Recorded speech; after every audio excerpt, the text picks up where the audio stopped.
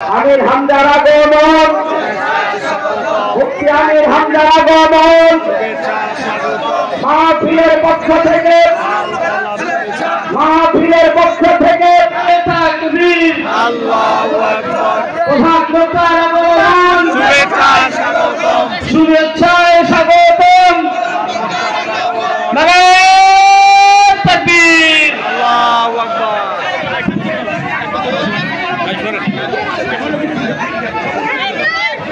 শিক্ষাবিদ জনাব মাওলানা মতিউর রহমান কাসেমি, হাজারো আলেমের উস্তাদ, ওয়ারাফা'না লাকা যিকরাক। মাহফিলের প্রধান অতিথি ৪ নম্বর শেখপুরা ইউনিয়ন পরিষদের সম্মানিত চেয়ারম্যান, আমাদের অভিভাবক জনাব মমিনুল ইসলাম। এতক্ষণ যারা আলোচনা রাখলেন আপনাদের এলাকার সন্তান জনাব মাওলানা হারুনুর রশিদ, উদীয়মান তরুণ বক্তা মাওলানা বখতিয়ার আলী সিহাব, আমন্ত্রিত অতিথি যারা এসেছেন বিশেষ করে আলহাজ মনির উদ্দিন আহমেদ, জনাব আমিনুল ইসলাম, জনাব রাকিবুল ইসলাম। বিশ্বনবীকে যেদিন আল্লাহ নবুয়ত দান করেন, তিনবার জিবরাইল তাকে বুকে চেপে ধরেছিলেন, তিনি কিন্তু পড়েননি। বারবার বলেছিলেন ইকরা ইকরা ইকরা, উনি বলেছেন মা আনা বিকারি, আমি পড়তে জানি না। কি পড়বো? পড়তে জানি না। যখনই ফেরেশতা জিবরাইল বলেছেন ইকরা বিসমি রাব্বিকাল্লাযী খালাক, একটা আয়াত না পরপর 5টা আয়াত তেলাওয়াত করেছিলেন মুহাম্মদুর রাসূলুল্লাহ সাল্লাল্লাহু আলাইহি ওয়াসাল্লাম। জিবরাইলের সাথে একাধারে তিনি 5টা আয়াত পড়েছিলেন। বুখারী শরীফের হাদিসের ব্যাখ্যায় আমি দেখেছি জিবরিল জিজ্ঞাসা করলেন, এতক্ষণ আপনি পড়লেন না কেন? নবীজি বলেন, ইয়া আখি জিবরাইল, হে ভাই জিবরাইল, বারবার আপনি বলছিলেন ইকরা ইকরা ইকরা, পড়েন পড়েন পড়েন। আমি কি পড়বো? কি পড়বো কি সেটা তো বলেননি। আপনি চতুর্থবার যখন বলেছিলেন বিসমি রব্বিকা, রবের নামে পড়েন, আমি কিন্তু একটু দেরি করি না, আমি আরম্ভ করেছি আপনার সাথে। আর একটা দুইটা না, 5টা সেন্টেন্স আমি পড়েছি। বলেন সুবহানাল্লাহ। এটা দিয়ে একদিন জিবরাইল সহ কিয়ামত পর্যন্ত নবীজির উম্মত যারা আসবে তাদেরকে তিনি শিক্ষা দিতে চেয়েছিলেন, এই আমার উম্মত যারা আসবে দুনিয়ায় তারা রব ছাড়া অন্য নামে পড়তে পারে না। নামের নাম বাদ দিয়ে যদি অন্য নামে পড়ে কেউ, পড়া হবে না তা না, কিন্তু পড়াই মানুষের মতো মানুষ হওয়া সম্ভব না। আমি এই চোখে দেখেছি, বিশ্ববিদ্যালয়ে ক্লাস চলছে, শিক্ষককে ছাত্র জুতা দিয়ে পিটাচ্ছে, বলছে শালা তোরে মেরেই ফেলবো। শিক্ষক হাত জোড় করে বলছে, বাবা আমারে ছেড়ে দিয়ে, জীবনে আর ক্লাসে আসবো না। না, তোরে আমি মেরেই ফেলবো। এটা ছাত্র, এটা কি কথা বলেন না? সিস্টেম অপর পৃষ্ঠায় দেখুন, এ চোখে আমি এইটাও দেখেছি, কোরআনে কারীম আমার সামনে, শিক্ষক ওযু করছে, ছাত্র পায়ে পানি ঢেলে দিচ্ছে। শুধু পায়ে পানি ঢেলে দিয়ে হয়নি, নিজের হাত দিয়ে পরিষ্কার করে দিচ্ছে। ছাত্র মাস্টার্স করে নাই, কেবল 4-5 দিন ভর্তি হয়েছে, আলিফ বা তা সা পর্যন্ত জানে, কোরআনের স্পর্শ এখনো পাইনি। শুধু আল্লাহর পরিচয়, আউযু বিল্লাহি মিনাশ শাইতানির রাজিম, বিসমিল্লাহির রহমানির রহিম পড়ার পরে আলিফ বা তা সা এগুলো কেবল পড়ছিল। এর ভেতরে আমার আল্লাহ কি মনুষ্যত্ব দিয়েছে কোরআনে কারীমের ইজ্জতের কারণে। ইয়ারফা'ুল্লাহু আল্লাযীনা আমানু মিনকুম ওয়াল্লাযীনা উতুল ইলমা দারাজাত, ইলা আখির আয়াত। সূরা মুজাদালার 11 নম্বর আয়াতে আল্লাহ জানিয়েছেন তাদের মর্যাদা আল্লাহ বৃদ্ধি করতেই থাকে। ইয়ারফা, এটা মুজারে, বর্তমান, ভবিষ্যৎ, প্রেজেন্ট, ফিউচার। আল্লাহ পাক নিজে এখানে কাজ করছেন, নিজে ফাইল। ইয়ারফাউল্লাহুল্লাযীনা আমানু মিনকুম, তোমাদের ভেতরে যারা ঈমান আনবে, ওয়াল্লাযীনা উতুল ইলমা দারাজাত, আর যারা দুনিয়াতে ইলম অর্জন করবে তাদের মর্যাদা দিনের পর দিন আল্লাহ বাড়াতেই থাকবেন। আমার বন্ধুরা, বাস্তবতা এটা আমরা দেখেছি। পৃথিবীতে 6 ভাই বোন মিলে পিতার সম্পদ গুলো সব নিজের নামে লিখে নিয়ে বাবাকে রাস্তায় ছেড়ে দিয়েছে। সুবহানাল্লাহ বলছে। শুধু নাউজুবিল্লাহ বললে হচ্ছে না, এখানে আলহামদুলিল্লাহ বলা দরকার। এ লোকটাকে 95 বছর বয়সে 6 ভাই বোন মিলে রাস্তায় এমনিতে ছেড়ে দেয়নি, কারণ বেটা সারা জীবনে এই 6টা ছেলে মেয়েকে অনার্স মাস্টার্স করিয়েছে, কিন্তু আল্লাহর পরে যে তার স্থান সেইটা জানায়নি। এটা জানানোর জন্য যে জায়গাগুলো দরকার সেখানে সে ঘৃণা করত, সে দিত না। এই জন্য তার কপালে কি জুটেছে দেখেন। শুধু তার কপাল না, এই ভিডিওটা দেখার পরে আমার মনে হচ্ছে বাংলাদেশে আজ অনেক মুরব্বীর কপালে এইটাই জুটবে। কারণ বৃদ্ধাশ্রম গুলো খোঁজ নিয়ে দেখেন কোন আলেমের মা বাবা আছে কিনা। কোরআন যারা জানে বসে পড়ে তাদের মা বাবা ওখানে আমি পাইনি। আমি যতগুলো বৃদ্ধাশ্রমে ঘুরে ঘুরে দেখেছি, আমার ছোট জীবনে প্রায় 25টার উপরে বৃদ্ধাশ্রম দেখলাম। সেই রাঙ্গামাটির লংগদু থানা থেকে শুরু করে বাংলার বিভিন্ন প্রান্তে কোন জায়গায় কোন আলেমের মা বাবা বৃদ্ধাশ্রমে পড়ে কাঁদতেছে আমি পাইনি। কারণ আলেমরা জানে আমার আল্লাহর পরে মুরব্বীর স্থান আমার কাছে। নিজে খেতে না পারলেও দরকার হয় ভিক্ষা করে এনে খাওয়াবে, অথচ ওই 6টা ছেলে মেয়ের ভেতরে আল্লাহর পরে মা বাবার স্থানে জ্ঞান কোনোদিনও মুরব্বী দেয়নি। তো জানবে কি করে? এই জন্য কায়দা কৌশল করে ফাঁকি দিয়ে মা বাবার সম্পদ গুলো নিজেদের নামে 6 জন লিখে নিয়ে মুরব্বীর ছেড়ে দিয়েছে। এবার দান এটা ছেড়ে দেওয়ার পেছনে যে কয়টা কারণ, তার অন্যতম হচ্ছে এই 6 ছেলে মেয়ের স্বামী আর তাদের বউগুলো মুরব্বীকে এখন তারা বোঝা মনে করে। এই কথা বলেন না কেন? যাদের সাথে বিয়ে দিয়েছিল এইগুলো এবং ওই ওই মেয়েগুলো, ওই জামাইগুলো যদি সত্যি কোরআনে কারিমের জ্ঞানী হতো, মুরব্বীকে রাস্তায় ছেড়ে দেওয়া না, 6 ভাই বোন মিলে আমার মনে হয় মিনি জান্নাতের ভেতরে রেখে দিত। মানে সবগুলো হায়ার এডুকেটেড, সব অনার্স মাস্টার্স করা। তো তাদের ভেতরে এইটা নেই যে বিরুদ্ধে নারাজ হয়ে গেলে আল্লাহর আরো নারাজ হয়ে যাবে, এটাও জানে না। এই শিক্ষা তাকে দেওয়া হয়নি। এখানে আহ্বান জানাচ্ছি হাদিসের আলোকে, যার ভেতরে কোরআন নেই ওটা যেহেতু উজাড় ঘর হয়ে যায়, শয়তানের ঘর। 96% মুসলমানের দেশে আমরা এরকম ঘরের অন্তর নিয়ে বাঁচতে চাই না, আমরা মানুষের অন্তর নিয়ে বাঁচতে চাই। নবীজি যেহেতু নবুয়ত পাওয়ার পরেই আল্লাহর নাম ছাড়া পড়তে রাজি হননি, আমাদের ছেলে মেয়ে প্রজন্ম যারা আসবে তারাও আল্লাহর নাম ছাড়া পড়বে না। এটা যদি মনে করেন রাজনীতি কোন দলের কথা, অপেক্ষা করেন কয়দিন পর ওই মুরব্বীর মতো আপনারও বাড়ি থেকে বের করে দেবে। কারণ আপনার ছেলে 11টা 13টা 17টা 22টা, এত ব্যাখ্যা দুনিয়ায় কারণ আমি কোরআনে পাইনি। আল্লাহ রাব্বুল আলামিন বলেন আখফিদ লাহুমা জানাহায-যুল্লি মিনার রাহমা ওয়া কুর রাব্বিরহামহুমা কামা রাব্বায়ানি সাগীরা। আলেম যারা আছেন তাদেরকে বলছি, এবার সারা জীবনে আয়াতটা জন্মের পর থেকে আমরা অনেকে পড়েছি, এর ভিতরে একটা গোপন রহস্য আছে। আমার আল্লাহ কি সেট করেছেন তাকান্ত ব্যাখ্যায়। আল্লাহ পাক বলেন আখফিদ, খফজন মানে ডাউন করার পরে ফল করে দেওয়া। পৃথিবীর সন্তানদেরকে আমার আল্লাহ যেন নিজে চোখে আঙ্গুল দিয়ে হাত ধরে বলতেছে, এ পৃথিবীর সন্তানেরা ডাউন করে দে, এরপরে ফল কর। কে ডাউন করার পরে ফল করবে? জানাহার জললে, জানাহন মানে ডানা, জানাহন মানে বলো না কেন? আমার প্রশ্ন, পৃথিবীর কোন মানুষের ডানা আছে? আছে? নেই।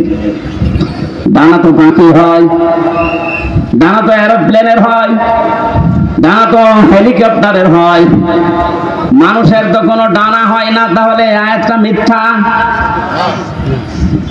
বসো বসো বসো, পরে যান। আল্লাহ এমন উদাহরণ সেট করলেন কেন যেটা বাস্তবের সাথে মিলছে না? তাহলে কোরআনে ভুল পাওয়া গেল না, মানে আপনাকে মিলিয়ে দেওয়া লাগবে। আসেন, আল্লাহ পাক পাখির ডানা হাওলাত করে নিয়ে এসে আমারে লাগিয়ে দিয়েছে হামজা। এই যে লাগিয়ে দিলাম, জানাহা যুল্লি মিনার রাহমা। তোর ডানার যত রহমতের বিষয়গুলো আছে সব মা বাবার জন্য ডাউন করবি, এরপরে ফল করে দিবি।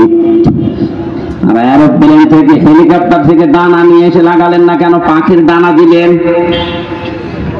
হেলিকপ্টারের ডানা ডাউন করার পরে ফল করলে আর উঠবে না। 2 নাম্বার, এই ডানার ভেতরে এমন শক্ত কিছু ধাতু দেওয়া আছে যেটা কোমল হওয়া, নরম হওয়া, সফট হওয়া কখনো সম্ভব না। কিন্তু পাখির ডানা আল্লাহ হাওলাত করেছিলেন এই কারণে, কারণ এর ভেতরে এমন কিছু পর আছে, পালক আছে যেটা সফট, নরম, কোমল। এমন একটা অবস্থা তৈরি হয় একটার সাথে আর একটা লাগলে, যদি ছৌ মারে বাচ্চাগুলো, তখন মায়ের ওই ডানার নিচে যাবার পরে একটা কিচির মিচির শব্দ করে। একটা অনির্বাচন শোক বাচ্চারা অনুভব করেন। আল্লাহ পাক ঠিক যেন পাখির এই বাচ্চাদের মতো আপনার মার বাবা যতদিন আপনি বেঁচে আছেন, আপনাকে বোঝাতে চেয়েছে হামজা, তোর মা বাবা যতদিন দুনিয়ায় আছে তারা যেন এই পাখির বাচ্চার মতো একটা সুখ তোর আন্ডারে থেকে পায়। তারা যেন মনে করে আমার হামজা বেঁচে থাকতে অন্তত আমাদের আর কোনো ঝামেলা নেই, আর কোনো চিন্তা নেই আমাদের। দিনাজপুরবাসী মন থেকে বলেন তো, আমাদের মা বাবা যারা দুনিয়ায় আছে এরা কি এই মনে করতে পারছে? 24 ঘন্টায় অনেকের মুরব্বীরা চিন্তায় থাকে, না জানি কখন ভাত বন্ধ করে দেয়। হ্যাঁ, এইসব রংপুরের এলাকার মানুষ সহজ সরল, তো এই জন্য কিছু টের পাচ্ছেন না। সহজ সরল মানুষগুলো মা বাবাকে খুব ভালোভাবে আদর যত্ন করে, জন্য আপনারা বুঝলেন না। এটা যদি আমি কক্সবাজারে বলতাম ওরা টের পেত। এত সম্মান, এত মর্যাদা, এত কিছু আল্লাহ দুনিয়াতে দিয়েছেন। এই দুইজনের ব্যাপারে নিজের ইবাদতের পরে নবীর নাম দেননি, আল্লাহ বলেছেন মার বাবার নাম। ওয়াকাযা রাব্বুকা আল্লা তা'বুদু ইল্লা ইয়্যাহু ওয়া বিল ওয়ালিদাইনি ইহসানা। আল্লাহ পাক বলেন আমি ফয়সালা করে দিয়েছি, সিদ্ধান্ত নিয়ে ফেলেছি, রায় দিয়েছি। আমি আল্লাহর রায়কে, আমি আল্লাহ ছাড়া কারো ইবাদত করা যাবে না। পৃথিবীতে যাদের মা বাবা আছে তারা যেন তাদের সেবা করে, তাদের পেছনে খরচ করে, তাদের প্রতি ইহসান করে। এটা আমি বানালাম। বলেন আপনি ইহসান করবেন কি করে? তার একটা একটা করে আল্লাহ এখানে 5টা ব্যাখ্যা দিয়েছেন। আপনি কোরআন খোলেন তো পুরাটা, পৃথিবীর কোন মানুষের ব্যাপারে এত ব্যাখ্যামূলক শব্দ আপনি পান কিনা? পাবেন না আপনি। অথচ দুইজনের নাম এত বেশি আল্লাহ ব্যাখ্যা দিয়েছেন, সেই দুইজনের পরিচয় ওই 6 ছেলে মেয়ে জানে না। এজন্য 95 বছর বয়সেও মুরব্বীকে বাড়ি থেকে রাস্তায় বের করে দিয়েছে, যান আপনার দরকার নেই। কয়েকদিন পরে পড়ে মরবে, ডেনে পড়ে থাকবে, কুকুরে শ্রীগালে ছিঁড়ে ছিঁড়ে খাবে। এক কথা বলেন না কেন? অথচ 6টা ছেলে মেয়ে তাকান সব বিশ্ববিদ্যালয় থেকে মাস্টার্স করা। আমি বলছি না আপনার ছেলে মেয়েকে মাস্টার্স করাবেন না, তা না, অবশ্যই করান, কিন্তু তাকে 3টা বছর কোরআনে কারিম দিন। ঠিক। মাহফিলের সভাপতি যেখানে আছে এইরকম জায়গা যেখানে পান 3টা বছর তাকে পড়ান, আমি কোরআন গ্যারান্টি দিয়ে দিলাম, আল্লাহর কসম জীবনেও কোনোদিন আপনার সামনে নেশা করার সাহস পাবে না। 2 নম্বরে কোনোদিন আপনার মর্যাদা হানি করতে দেবে না। রাঙ্গামাটির লংগদু থেকে আসার সময় দেখি এক মুরব্বী কাঁদতেছে, বৃদ্ধাশ্রমে মুরব্বী মানুষ, প্রায় 80 বছরের উপরে বয়স। আমার নিয়ে গেল কমিটি, বলছে হুজুর দেখেন, যে দেখি সন্তানটা পাশে বসে আছে, উনি কলেজের অধ্যাপক, চট্টগ্রাম বিশ্ববিদ্যালয় থেকে অনার্স মাস্টার্স করে এসে কোন কলেজে যেন অধ্যাপনা করছে। আজ 1 মাসের বেশি হয়ে গেল এই মাকে রেখে গেছে বৃদ্ধাশ্রমে। 1 মাস মরে পরে যেহেতু টাকা দেওয়া লাগে, আজকে এসেছে টাকা দেওয়ার জন্যে। বাস্তবতা আমি যেটা দেখলাম, আমার তো মনে হচ্ছে আমি মারা যাওয়ার পরে তোর যখন এই বয়স হবে, তোর ছেলে মেয়ে মিলে তোর এখানে দিয়ে যাবে। তোর তো আবার ফ্যান ছাড়া ঘুম হয় না, ছোটবেলা থেকে তোকে বাতাস দেওয়া ছাড়া আমি ঘুম পাড়াতে পারি না। তোর কষ্ট হবে রে বাবা, তুই আগে থেকেই ব্যবস্থা করে যা, আমি মারা যাওয়ার পরে তুই ফ্যানটা পাল্টিয়ে দিবি। দেখলাম ওর সামনে ওর হাতের উপরে মা মারা গেল, হাও মাও করে কেঁদে বলছো হুজুর এ দোষ শুধু আমার একা না, এ দোষ আমার বউ। আমার 2টা ছেলে মেয়ে আছে, তাদের মুখের দিকে তাকে আমি তালাকও দিতে পারি না। শেষ পর্যন্ত বউ আমারে বারবার এ তাড়না দিয়েছে, বুড়ি বাড়ি থাকলে তোমার ভাত আমি খাবো না। আমি তো সংসারটা ভাঙতে পারলাম না। মাকে এই বৃদ্ধাশ্রমে শেষ পর্যন্ত রেখে গিয়েছিলাম। বাবা আমার 10-12 বছর আগেই মারা গেছে। বহু কষ্ট স্বীকার করেছিল মা আমার জন্যে, প্রতিদান আমি দিতে পারলাম না। আজকে আমার হাতের উপরেই মারা গেল।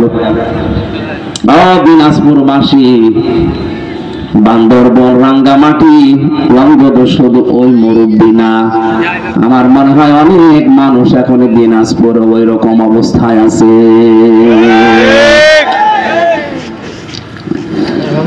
আমি যেটা বোঝানোর জন্য পর্যন্ত এসেছিলাম, ছেলে হোক মেয়ে হোক, আগে 3টা বছর তাকে কোরআনের সাথে পরিচয় করান। ওর অন্তরটা মানুষের অন্তর হবে, উজাড় গৃহ শয়তানের ঘর হবে না। তখন আপনি কি ও বুঝবে যে আল্লাহর পরে আপনার স্থান, তামাম দুনিয়া একদিকে চলে গেল, আপনাকেও ছাড়বে না। এখানে দায়িত্বে যারা আছেন আমি আবার আহ্বান জানাচ্ছি, শুধু আমরা একা মরবো না, একা ঝামেলায় পড়বো না, আপনিও ঝামেলায় পড়বেন।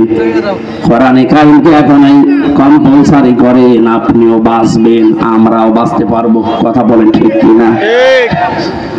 যে কোরআন না থাকলে মানুষের হৃদয় আর হৃদয় থাকে না, শয়তানের ঘর হয়ে যায়, উজাড় গৃহ হয়ে যায়। সেখান থেকে বাঁচাতে আজকের এই যুব সমাজ কোরআন কিছু না কিছু হলেও আমাদের অন্তরে যেন প্রবেশ করে। আয়োজনে যারা আঞ্জাম দিয়েছে আমরা খুশি হয়ে ধন্যবাদ দিয়ে বলছি আলহামদুলিল্লাহ। নবীজি জানিয়েছেন মান ক্বারাআল কুরআনা, যে ব্যক্তি কোরআন পড়ে, এদিকে তাকান, মান ক্বারাআল কুরআনা, যে ব্যক্তি কোরআন পড়ে, ফাস্তাজহারাহু, এবং একে ইজহার করার চেষ্টা করে। ইজহার মানে প্রকাশ করো। এজহার শব্দের শাব্দিক অর্থ 99টা। এজহার মানে স্পষ্ট করা, এজহার মানে প্রকাশ করা, এজহার মানে দাঁড় করানো, এজহার মানে প্রতিষ্ঠিত করা, এজহার মানে কায়েম করা। সবগুলো অর্থ একটা একটা করে অভিধানে মিলান আপনি পেয়ে যাবেন। সুতরাং যে ব্যক্তি কোরআন পড়বে এবং কোরআনকে কায়েম করার জন্য চেষ্টা চালাবে, কেন আল্লাহর নবী ফাস্তাজহারাহু দিলেন? নবীজি তো আমাদের মতো বাঁচাল ছিলেন, আন্দাজে বকতেন নাকি? ওনার প্রতিটি কথার ভেতরে কোনো না কিছু লুকিয়ে আছে। এর পরের শব্দের দিকে তাকান, ফাহাল্লা হালালাহু ওয়া হারামা হারামাহু, এই যে ফা দিয়েছেন মাঝখানে, আগের দুইটা শব্দ বলার পরেই ফা দিয়ে বাক্য আরম্ভ করলেন কেন? হালাল হারামের কথা এখানে বলার কথা ছিল না? কোরআনকে ইজহার করার পরে তিনি ফাহাল্লা হালালাহু ওয়া হারামা হারামাহু দিয়েছেন এই কারণে। কারণ কোরআন যদি প্রতিষ্ঠিত না থাকে, কোরআন যদি কায়েম না থাকে ব্যক্তি, পরিবার, সমাজ, রাষ্ট্রে, তাহলে ওই দেশে বসবাস করে এমন হালাল জিনিস আছে হালাল জানার পরও মানা যায় না। এটা তো বাংলাদেশে নেই। আমার কথা কি বুঝতেছেন? কোরআন যদি ইজহার না থাকে, কায়েম না থাকে, হারামকে হারাম জানার পরও ছেড়ে দেওয়া যায় না, এমন জায়গা এদেশে আছে। এবার শব্দের দিকে খেয়াল করেন। মান করাল কোরআনা, শব্দটা করা দিয়েছেন। ওরা কোরআন শরীফ পড়ে আমি পেয়েছি কোরআন পড়ার ব্যাপারে যত শব্দ, তিনটা শব্দ সবচাইতে বেশি। করা, রাতালা, তালাওয়া, কয়টা? অবিধান দেখেন, এই তিনটা শব্দের শাব্দিক অর্থের ভেতরে চারটা শর্ত আছে। যে ব্যক্তি কোরআন পড়তে চায় তাকে শুদ্ধ করে পড়া লাগবে। যে ব্যক্তি কোরআন পড়তে চায় কোরআনকে তাকে বুঝতে হবে। আমি নাম নিলাম না, একজন মনে করেন এখানে আছে তার বাবা মারা গেছে, সভাপতি সহ আমার মতো আরো 5 জনকে নিয়ে বলছে হুজুর কোরআন খতম করে দেন। ওরা কোরআন খতম করে ফেললাম। উনি আমাদেরকে খাবার দাবার, হাদিয়া, দফা, সম্মান দিয়ে বিদায় করবে না করবে না? করবে। বলেন না কেন? ওরা কোরআন শরীফ শেষ করে হাদিয়া তোফা দিয়েছে, খাবার দাবার দিয়ে সম্মান দিয়ে বিদায় দেবে। হঠাৎ করে যদি মহাতামি সাহেব বলে হুজুর ওই ভাইকে ডাকেন তো, আপনাকে বাড়িওয়ালা ডাক দিয়ে যদি বলি যে পুরা কোরআন শরীফ আমরা খতম করে ফেললাম, কিছু বুঝেছেন? আপনি বলতে পারবেন? যেহেতু আরবি ভাষায় পড়েছি, মাতৃভাষা আমাদের আরবি না, আপনি বোঝেননি। এবার একটা মাত্র আয়াত আপনাকে আমরা আরবিতে পড়ার পরে একটু বাংলায় শোনাবো, তারপরে আপনি হাদিয়া দেবেন, খাবার দেবেন, বিদায় করবেন। যা করেন আরো বেশি করে করেন। ওনার সামনে আরবি আয়াতটা তেলাওয়াত করেছে সুর দিয়ে, ফাহাল্লা হালালাহু ওয়া হারামা হারামা ওয়া হাল্লাল্লাহুল বাইআ ওয়া হারামা রিবা। এখনো পর্যন্ত উনি বুঝেছে? বলেন না। বাংলায় যদি এবার বলি, এটা আল্লাহ জানাতে চেয়েছেন ব্যবসা তোমাদের জন্য হালাল আর সুদ হারাম। আপনি তো এতক্ষণ পর্যন্ত বাবা মরে গেছে এই জন্য আমাদেরকে পড়া কোরআন খতম করালেন, কিন্তু আপনি তো সুদ খান। এবার যা টাকা দিয়েছিল, খাবার দিয়েছিল, সব পিটিয়ে বের করবে। কথা বলছেন না কেন? আর সম্মান এতক্ষণ যা দিয়েছিল বলবে কি আপনি আমার গোপন জায়গায় হাত দিলেন, টাকা আপনাকে দিচ্ছি, দাঁড়ান। যেহেতু আমাদের মাতৃভাষা আরবি না, এই জন্য আমরা হয়তো বুঝি নাই। গালি দিলে অনেকে মনে করে শুধু দোয়া করছে, কিন্তু এই শব্দটাই আবু জেহেল, আবু লাহাবের সামনে যখন নবীজি পড়তেন, ওরা সুদের মহাজন ছিল। কি ছিল? মহাজন। ওরা বুঝে ফেলেছে যে মোহাম্মদ কি বলতে চায়। তখন আর বাংলা, ইংরেজি, আরবি, ফার্সি, উর্দুতে ব্যাখ্যা করা লাগতো না। আরবি পড়লেই ওরা বুঝতো, কারণ ওদের মাতৃভাষায় আরবি।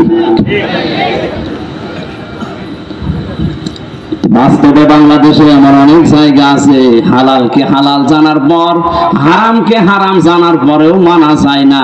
কোরআন যেহেতু ইজহার নেই, এজন্য আমরা মুসিবতে আছি।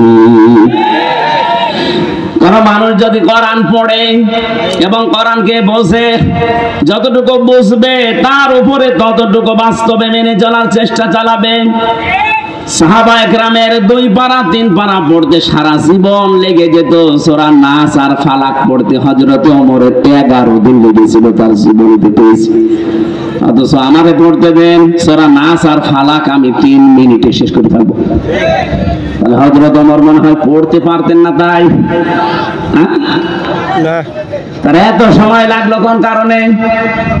যে আয়াত পড়তেন ওইটা তার প্র্যাকটিক্যাল লাইফে মিলাতেন। কুল আউযু বিরাব্বিন নাস।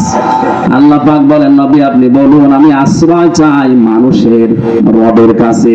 এখন রব কি? রবের অর্থ প্রধানত 19টা। উনি 19টা বিষয় নিজের জীবনে মিলিয়ে দেখতেন। রব মানে আইনদাতা, রব মানে প্রতিপালক, রব মানে উকিল, রব মানে এরকম যত আছে মিলাতেন, দেখি আমার জীবনে মেলে কিনা। যখন দেখতেন রব মানে আইনদাতা, আমার জীবনে আল্লাহর আইন আমি যতটুকু সমর্থ আমি মানতে পারছি। রব আমার রিজিক দাতা, আমি আল্লাহ বাদে অন্য কাউকে রিজিকের উপরে ভরসা করি না, মানিও না। একটা একটা করে 19টা মিলিয়ে ফেলতেন। তখন বলতেন পরবর্তী আয়াত দেন, মালিকিন নাস। আমরাও তো কোরআন এইভাবেই পড়ি। 11টা আয়াত পড়তে 11 দিন সময় লেগে যেত এইভাবে মিলাতে।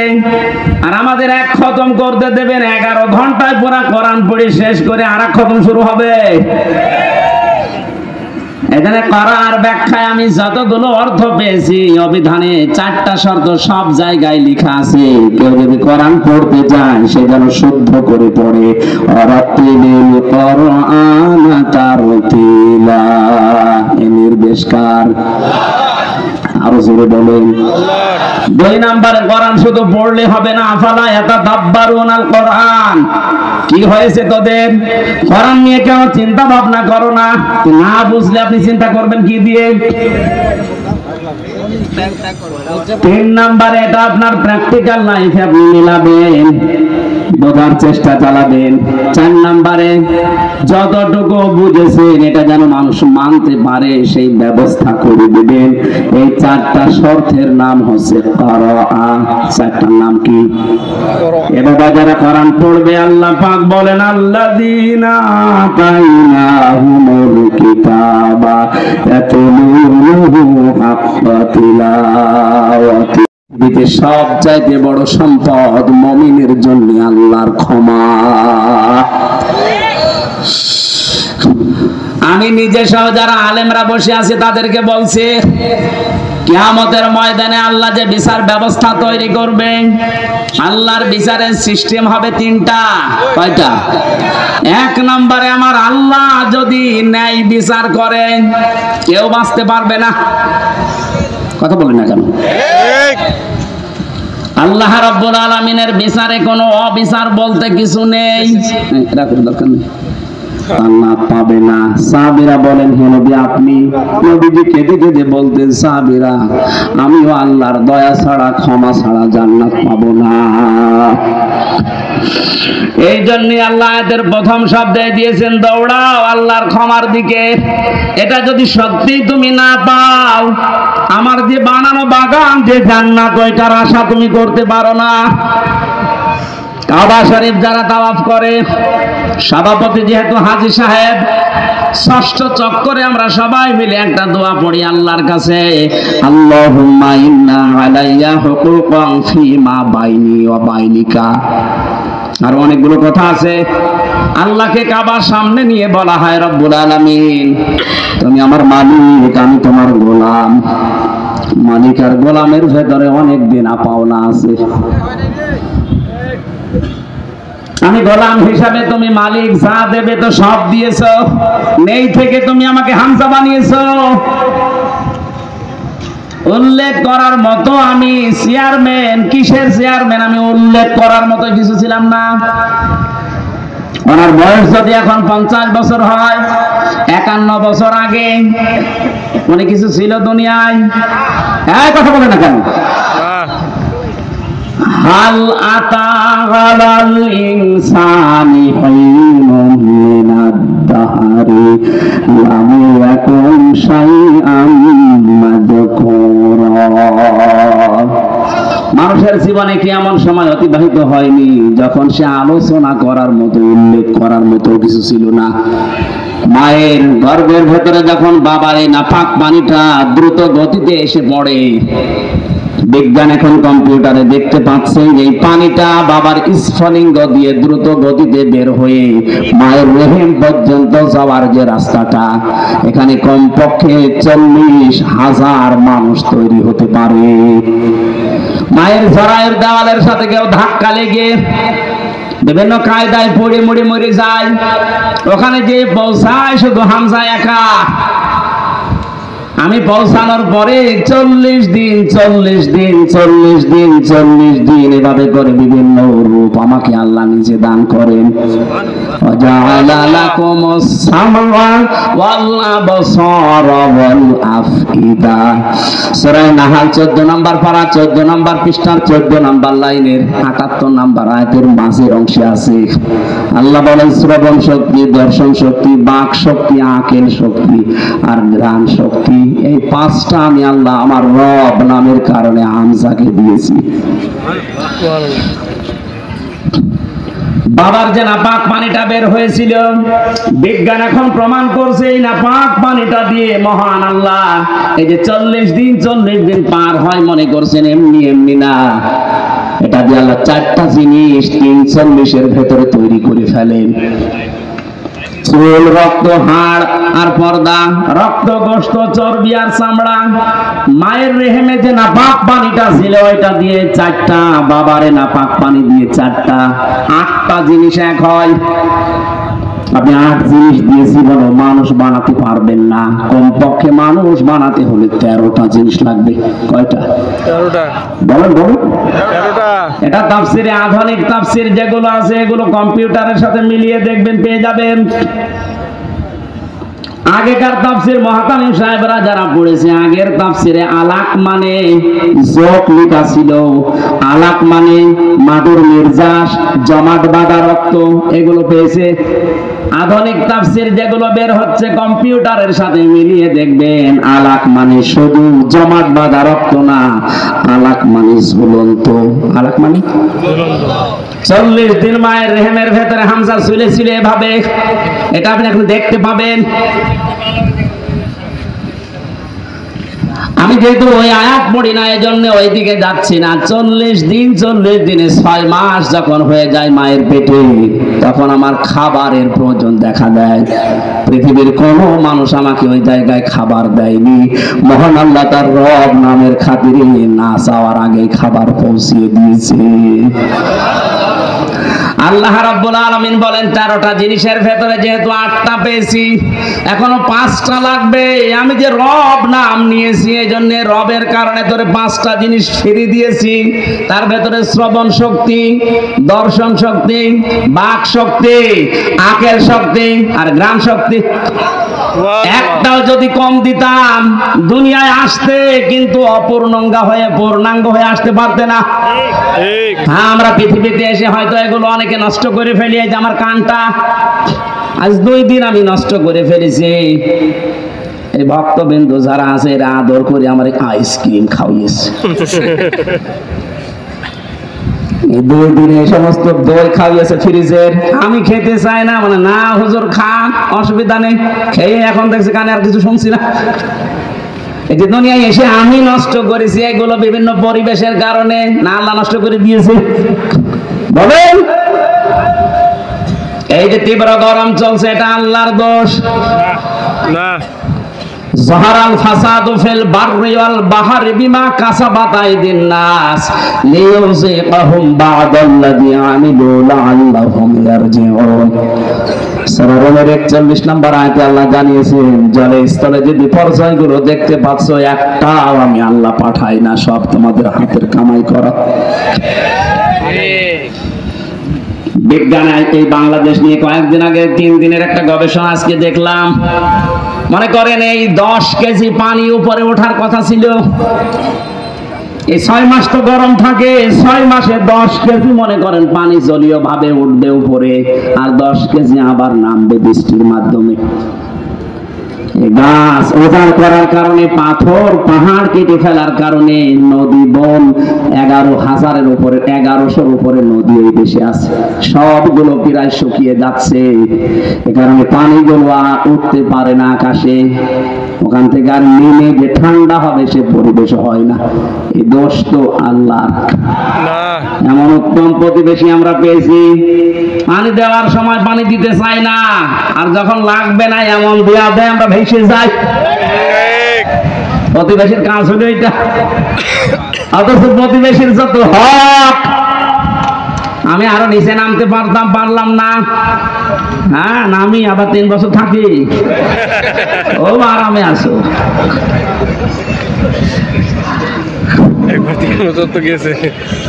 বিভিন্ন ধর্মীয় গোড়ামি বিশ্বাসের কারণে ওই সমস্ত জাতিরা তারা বিভিন্ন জিনিস পুড়িয়ে ফেলে, অথচ ওগুলো পুড়িয়ে ফেলার নিয়ম না, মাটির নিচে পুঁতে ফেলার নিয়ম। ওগুলো যেন পচে সার হয়, ওগুলো যে জমি উর্বর হয়, এই নিয়ম ছিল ইসলামের। এই যে মানুষকে মাটি দেওয়া হয়, অন্যান্য জাতিরা পুড়িয়ে ফেলে।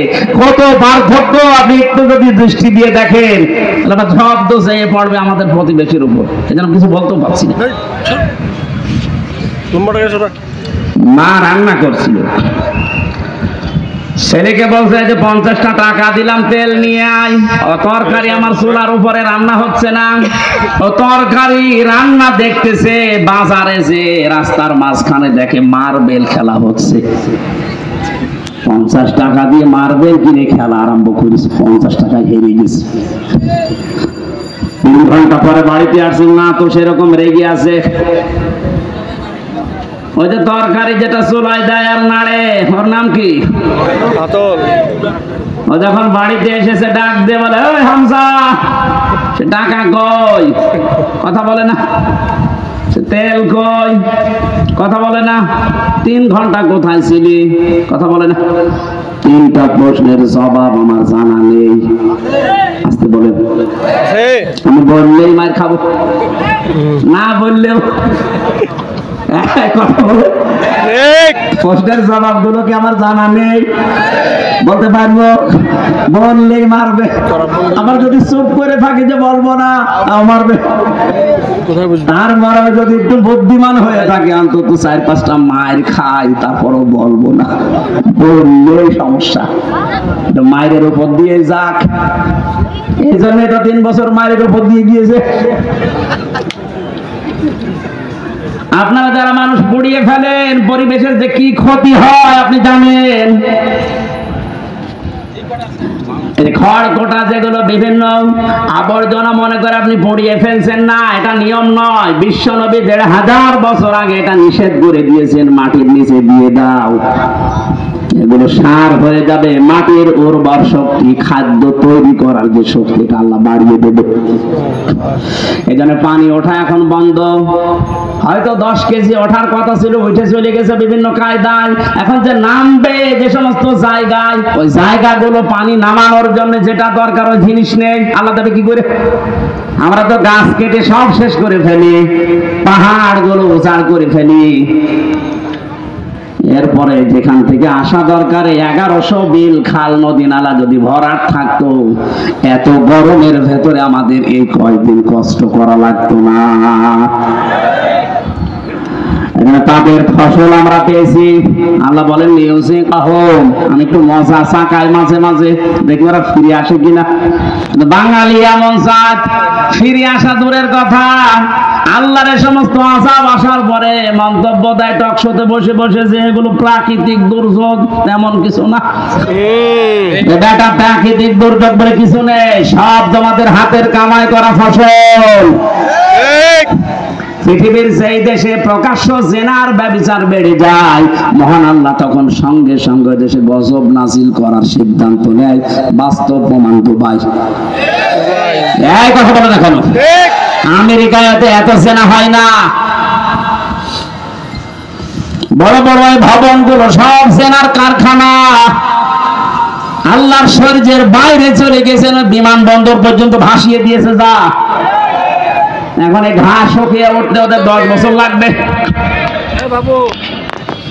দুবাইয়ের মতো এত উন্নত জায়গাগুলো যদি আল্লাহ কয়েক ঘন্টায় ধ্বংস স্তূপে পরিণত করে দিতে পারে, আমাদের দেশকে কিছুই করতে পারবে না, কারণ আমরা করোনাও মোকাবেলা করে ফেলেছি।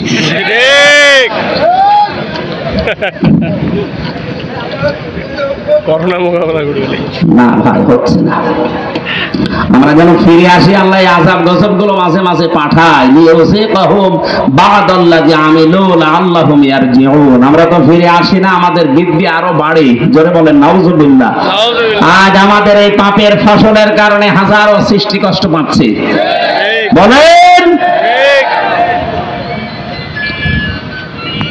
একটু ভেবেছেন এই পাঁচটা জিনিস আল্লাহ যেটা দান করেন নিজের পক্ষ থেকে যদি একটাও কম দিত, আপনি মনে করেন শ্রবণ শক্তি পাননি, কালা হয়ে দুনিয়ায় আসতেন, কত রকমের সমস্যা হতো আপনি টের পাচ্ছেন না? যদি দর্শন শক্তি আল্লাহ না দিত, আমি নিজে বাস্তবে দেখেছি, কুমিল্লায় এক মাহফিলে খাবার খাচ্ছিলাম, হঠাৎ বিদ্যুৎ চলে গেল, পাশে এক অন্ধ বসে খাবার খাচ্ছিল, আমরা চিল্লা পাল্লা করছি, তাড়াতাড়ি কারেন্টের ব্যবস্থা করেন, আলো কই। হঠাৎ অন্ধ আমার হাত চেপে ধরে বলছে, হুজুর মাত্র 2 মিনিট কারেন্ট চলে গেছে, আপনি চিল্লাচ্ছেন। অথচ আজ 11 বছর, 40 বছর হয়ে গেল আমার জীবনে কোনো কারেন্ট নেই। 40টা বছর আমি চোখে দেখি না, আমি তো চিল্লালাম না। একটা কনফারেন্স দেখছিলাম, সৌদিতে ছিলাম আমি, মদিনাতে, ওই সময় আমার চোখে পানি চলে এসেছে। আল্লাহ, ছোট্ট মাত্র 11 বছর বয়স, 2 চোখ নেই, পুরা কোরআন শরীফ আয়ত্ত করে ফেলেছে, সুন্দর করে তেলাওয়াত করছিল। হঠাৎ বিচারক ডাক দিয়ে বলছে, বাবা তোমার যে চোখ নেই, তোমার কি আল্লাহর প্রতি কোনো অভিযোগ আছে? ছেলেটা অতটুকু বয়সে, আমি তো মনে মনে করছিলাম না জানি কি বলে ফেলে আল্লাহর বিরুদ্ধে। চোখ তো নেই, অভিযোগ তো নেই, আরো আমি খুশি আছি। বিচারক বলছে, কিসের খুশি তুমি? ছোট মানুষ, অতটুকু বয়স, 11 বছর বয়স, কোরআনের হাফেজ, অন্ধ। ডাক দিয়ে বলে, বিচারপতি আপনি আমাকে যে প্রশ্ন করলেন আমার আল্লাহর প্রতি কোনো অভিযোগ আছে কিনা, আমি অন্ধ এই জন্যে। আমি বললাম নেই। কেন নেই জানেন? কিয়ামতে যেদিন আল্লাহ বিচার করবে, চোখওয়ালা মানুষদেরকে আল্লাহ ডাকবে, সিরিয়াল হিসাবে আমারও ডাকবে। আমি অন্তত আল্লাহকে ওই সময় বলতে পারবো, মাবুদ দুনিয়াতে আমাকে কিছুই দেখতে দাওনি, চোখের কোনো গোনা আমার দ্বারা হয়নি, আজকে এই ওসিলাই হলেও কিছুটা আসাব আমার উপরে কম করে দাও। আল্লাহ,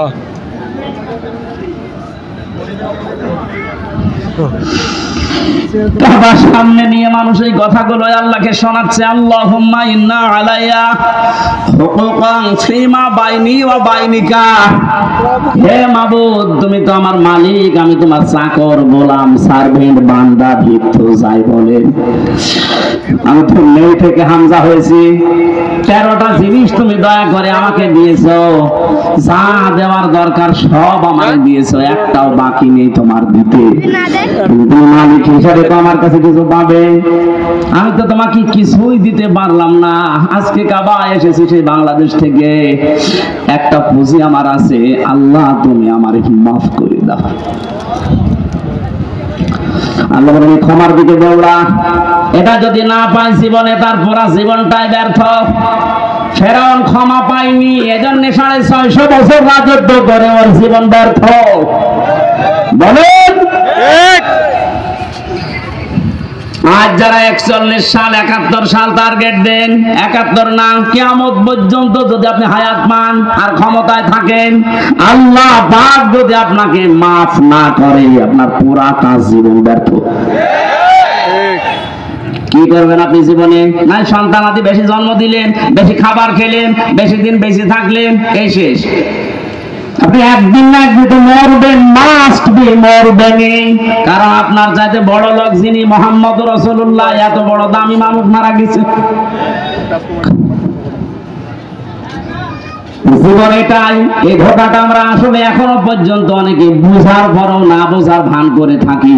কোরআন আমি হাতে নিয়ে বলছি, পৃথিবীতে স্ত্রী ধোঁকা, সন্তান আদি ধোঁকা, মা বাবাও ধোঁকা, পুরা দুনিয়াটাই ধোঁকা। আমার হায়াতুদ দুনিয়া ইল্লা মাতাউল গুরুর। আল্লাহর কথা 100% সত্য। আল্লাহ বলেন, তোরা দুনিয়ার জীবনটা ধোঁকা, এর ভেতরে পড়ে থেকে আসল জীবনটা নষ্ট করো না। দৌড়াও, আমি আল্লাহর ক্ষমা পাও কিনা এইটার দিকে দৌড়াও। জান্নাতিন আরদুহা, ওই জান্নাতের দিকে দৌড়াও যে জান্নাতের প্রশস্ততা আকাশ আর জমিনের চাইতেও বিস্তৃত। উইদ্দাত লিল মুত্তাকিন, যেটা আমার পরহেজগার, যেটা আমি আল্লাহ আমার আধুনিক বান্দাদের জন্য পরহেজগার, আল্লাহওয়ালা, তাকওয়াবান ভদ্রলোক শব্দটাও আছে তাফসিরে। যারা ভদ্রলোক তাকওয়াবান, আমি আল্লাহ তাদের জন্য আমার এই বিশাল বাগানটা তৈরি করে প্রস্তুত করে রেখে দিয়েছি। সুবহানাল্লাহ। এবার আসেন তো আমার আসল আলোচনার বিষয়ে শুরু করছি। আল্লাহ যে বলেন উইদ্দাত লিল মুত্তাকিন, আমার মুত্তাকি বান্দাদের জন্য বাগান আমি রাখলাম। হাদিসে কুদসির ভেতরে পড়েছি আল্লাহ রাব্বুল আলামিন হাদিসে কুদসি এটা আ'দাতু লিইবাদিহিস সালিহিন মা লা আইনুন রাআত ওয়ালা উযুনুন সামিআত ওয়ালা খাতারা আলা কলবি বাশার।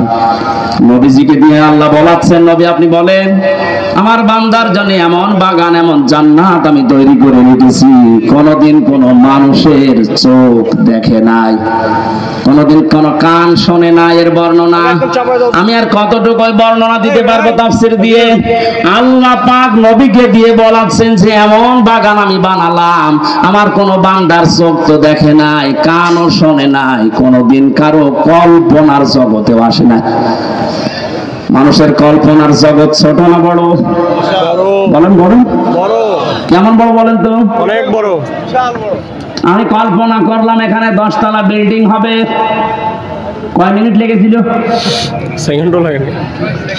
2-3 সেকেন্ডের ভেতরে আমার কল্পনা শেষ যে 10 তলা বিল্ডিং হবে এখানে, অথচ এটা বানাতে 2-3 মিনিট সময় লাগবে, 2-3 বছর লাগবে। এরপরেও কত মাল মশলা লাগবে আপনি হিসাব করেন। আল্লাহ পাক বলেন এই মানুষের কল্পনা করেছিল 10 তলা বিল্ডিং। ওয়ালাকুম ফিহা মা তাশতাহি আনফুসুকুম ওয়ালাকুম ফিহা মা তাদউন।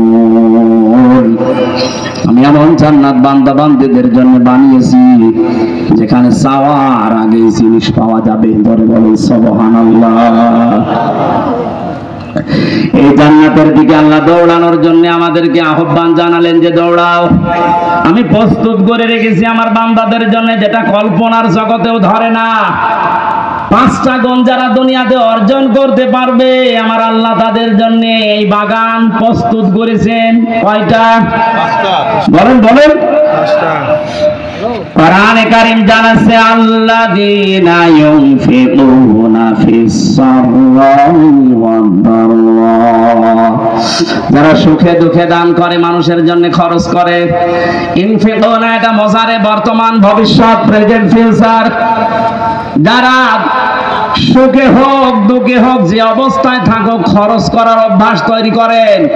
আমাদের বলেন আমার কিছুই নেই আমি করবো কি, যা আপনি তাই করবেন, এটা আমার কথা বলার যোগ্যতা আছে, এইটা আমি ইসলামের জন্য মানবতার জন্য চেষ্টা চালাবো খরচ করার। আপনার লেখনের যোগ্যতা আছে ওইটা আপনি লিখবেন, আপনার ক্ষমতার চেয়ার আছে ওইটাই আপনি খরচ করবেন।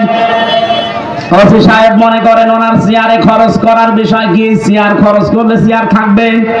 ওনার সামনে একটা এসআই সাধারণ একজন বিনা কারণে মানুষকে ধরে এসে পিটাচ্ছে, ওনার কিছু করাও লাগবে না, টাকা পয়সাও দেওয়া লাগবে না, ওনার শুধু চেহারাটা সামনে নিয়ে যদি বলে ওই বেটা কি করিস, এমনিতে আমার আল্লাহ ওই লোকটাকে মুক্ত করে দেবে। এটা ওনার খরচ। এটা কি? সুতরাং যে যেই পর্যায়ে আছেন ইসলামের জন্য মানবতার জন্য আপনি খরচ করে যান। যদি এটা এখন না করেন, আনফিকু মিম্মা রাযাকনাকুম মিন ক্বাবলি আয়াতিয়া আহাদাকুমুল মাউত ফায়াকুলা রাব্বি লাউলা আখখারতানি ইলা আজালিন করিব ফাসাদদাকু ওয়া আকুম মিনাস সালিহিন। মরণ যখন চলে আসবে মানুষ আর জি জানাবে আল্লাহ আমার একটু সময় দাও, একটু সময় যদি পাই, যা ছিল তোমার জন্য ইসলামের জন্য মানবতার জন্য সব দিয়ে আসবো, আমি ভালো মানুষ হয়ে যাব। কি হব? বলেন বলেন। আমি ভালো মানুষ হয়ে যাব। আল্লাহ রাব্বুল আলামিন বলেন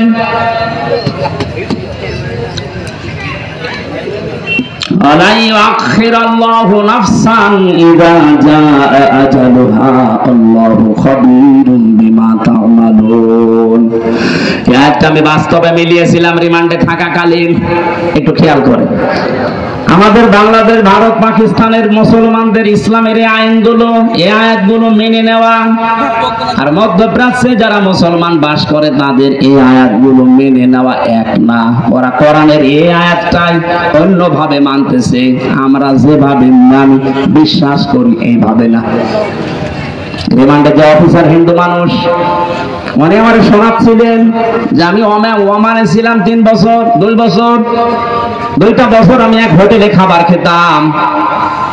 যে দেখি যে হোটেলের মালিক উনি টাকাগুলো বলতেছে, গণনা করে টাকা নাই, ক্যাশে বসে আছে।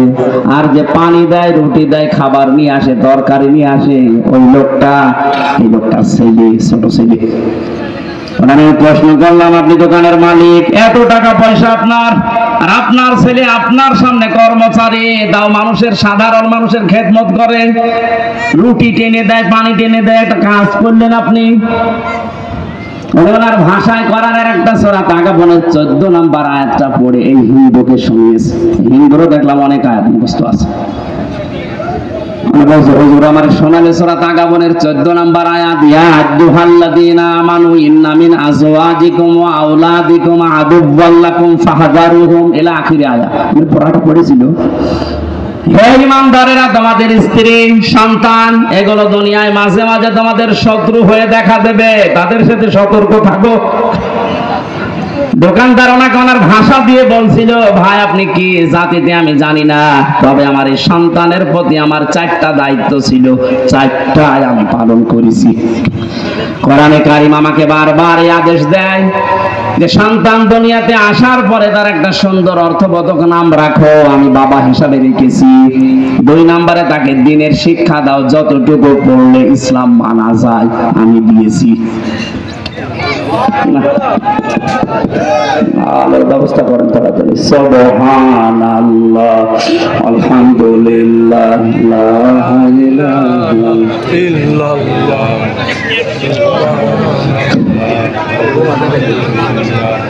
আবার করব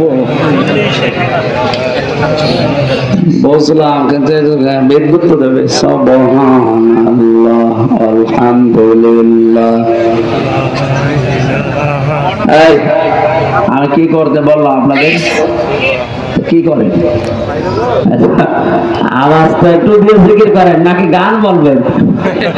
সুবহানাল্লাহ, আলহামদুলিল্লাহ। ফ্যান কি বন্ধ?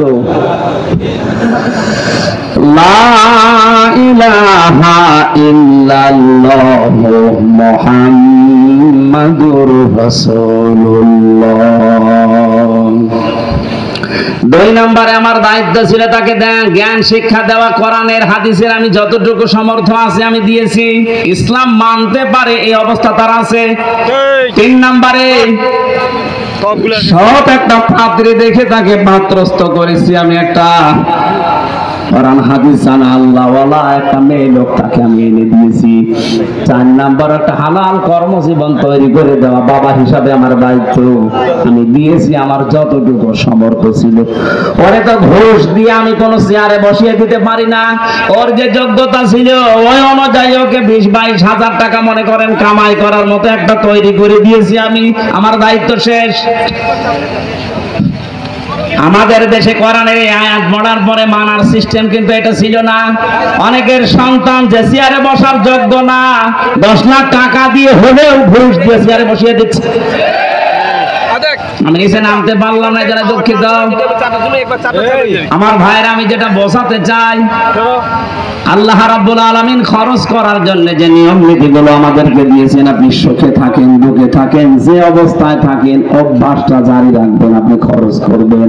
ওয়াল কাযিমিনাল গায়যা ওয়াল আফিনা আনিন নাস। আল্লাহ পাক বলেন, যারা রাগ চেক দেয়, রাগকে যারা চেক দিতে পারে। রাত হওয়ার পরে চেক দেওয়া, এটা বড় মুজাহিদের কাজ। আফিনা মিন নাস, মানুষকে যারা মাফ করে দেয়, ক্ষমা করে দেয়, এই সুযোগটা আমরা যেন হাতছাড়া না করি। দুনিয়াতে যদি সামর্থ্য থাকার পরেও কোন মানুষকে একটা অপরাধ মাফ করে দেয়, কিয়ামতে মহান আল্লাহ আমার ৭০টা অপরাধ নিজগুলো মাফ করে দেবে।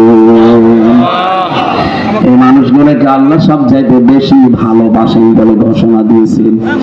এরপরে বাকি যে কয়টা আছে আমরা তাফসীর আকারে বলবো। বারবার যে কাগজ পাঠাচ্ছে, হুজুর কালেকশন হয়নি, টাকা তুলে দেন। এখন টাকা তুলে মানুষ দেবে? যতটুকু যার সামর্থ্য আছে এখনো দেওয়ার মতো পরিবেশ পাননি, দেননি। ওনারা যাচ্ছে যেন আগামীতে এটা একেবারে বন্ধ হয়ে না যায়। এই জন্য যারা যাচ্ছে ২-৩ মিনিটের ভেতর ওনাদের কাছে দিয়ে দেন। এই ছেলে কই, এটা করা তো ঝামেলা বারবার। কি হবে, লোকজনই নেই তো কারা কি বললাম। হ্যাঁ, নিজেরা দায়িত্ব নিয়ে কয়েকজন তৈরি করে দেন তো। যুবক যারা আছেন যে ব্যাচ মারা, ওরা যাচ্ছে, ওনাদের হাতে আপনারা বের করে দেন, ২-৩ মিনিটের ভেতরে দিয়ে দিবেন। ভাই এরা যেন একেবারে হতাশ হয়ে না পড়ে। সুবহানাল্লাহ, আলহামদুলিল্লাহ, লা ইলাহা ইল্লাল্লাহ। সুবহানাল্লাহ, আলহামদুলিল্লাহ, লা ইলাহা ইল্লাল্লাহ।